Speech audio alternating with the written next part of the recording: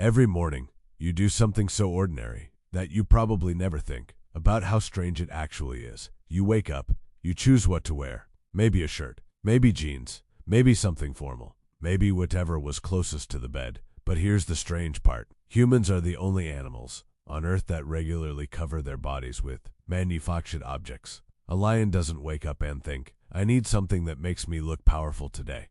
A chimpanzee doesn't put on a jacket before leaving the forest. But humans, we've been doing this for thousands of generations, and the biggest mystery isn't what we wear, it's why we started. Because the answer may have very little to do with fashion, and much more to do with the moment humans began thinking differently from every other animal. The first explanation seems obvious. Humans started wearing clothes because they were cold, and eventually, that absolutely became important when our ancestors moved into Europe and Asia. Clothing could mean the difference between surviving the night and freezing to death. Animal skins became blankets, then wraps, then increasingly sophisticated clothing. But there's a problem. Humans didn't wait until they entered freezing environments to start covering themselves. Our species evolved in Africa, and much of early human history happened in warm environments. So if warmth was the original reason, why were humans experimenting with clothing before they desperately needed it? That suggests something important. Cold may explain why clothing became essential,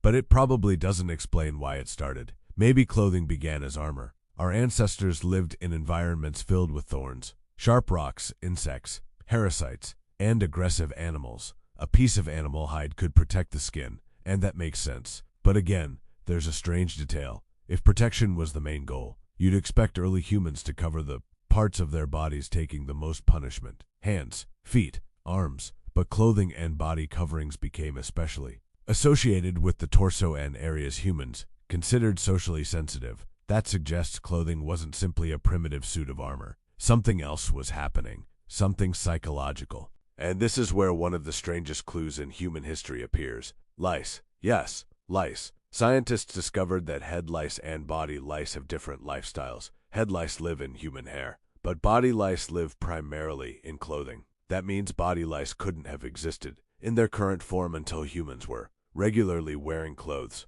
By comparing the genetics of these lice populations, researchers estimated that clothing was already being used consistently by humans, roughly 170,000 years ago, although the exact timing remains debated. Think about how strange that is. We don't have a photograph. We don't have a written record. We don't have a shirt preserved from 170,000 years ago. But we have a tiny parasite, living evidence that our ancestors had already created a new environment for another species. And that tells us something incredible. Clothing is much older than civilization, older than agriculture, older than cities, older than writing.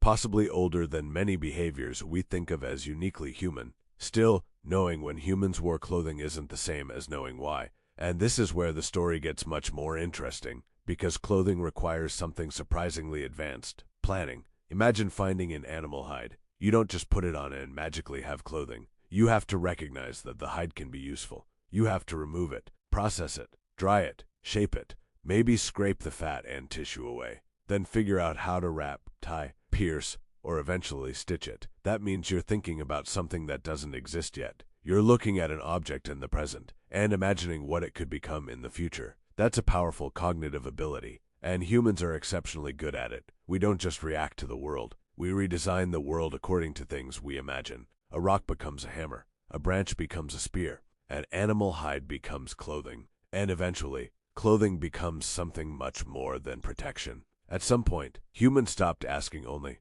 will this keep me alive? And started asking, what does this say about me? That may have been one of the biggest transformations in human history, because once humans began living in larger social groups, appearance became information. Imagine meeting a stranger 50,000 years ago. Before they speak, you can't know their entire history, but what they're wearing might tell you something. Are they from your group? Are they a hunter, a warrior, a leader, a young person, an elder? Are they participating in a ceremony? Are they trying to attract a mate? Suddenly, an animal skin isn't just an animal skin, it's a message. And this idea never disappeared. It only became more complicated. Feathers, beads, paint, jewelry, tattoos, masks, patterns, colors, uniforms, crowns, robes, suits. Even today, clothing tells people things about us before we say a single word. A firefighter's uniform tells you what they do. A police uniform tells you their role. A graduation gown tells you something they've achieved. A business suit can signal professionalism.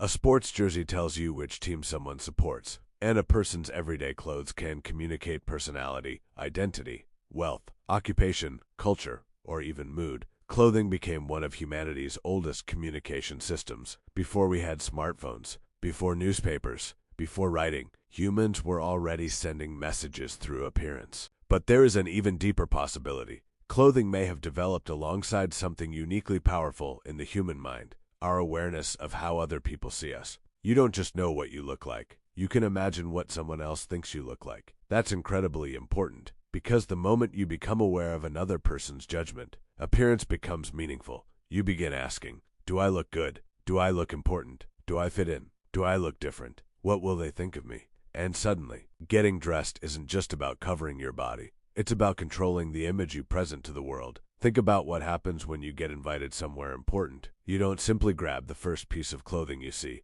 You think about the occasion. You think about the people who will be there. You think about how you want to be perceived. And sometimes, wearing the wrong thing can make you uncomfortable for the entire night. That's because clothing isn't just sitting on your body. It's interacting with your social brain. Thousands of generations ago, our ancestors were already learning that appearance mattered. Today, we've simply taken that instinct to another level. We have entire industries built around it. Fashion, luxury brands, uniforms, streetwear, designer clothing, social media, influencers. Billions of dollars are spent every year answering one ancient question: how do I want the world to see me? So maybe humans didn't start wearing clothes because we suddenly became cold. Maybe cold was only the beginning of what clothing eventually became. First, clothing helped us survive. Then it helped us adapt. Then it helped us communicate. And eventually, it helped us construct identity. Because the moment humans began covering their bodies, we may have started doing something even more significant. We began designing how we would appear in the eyes of others.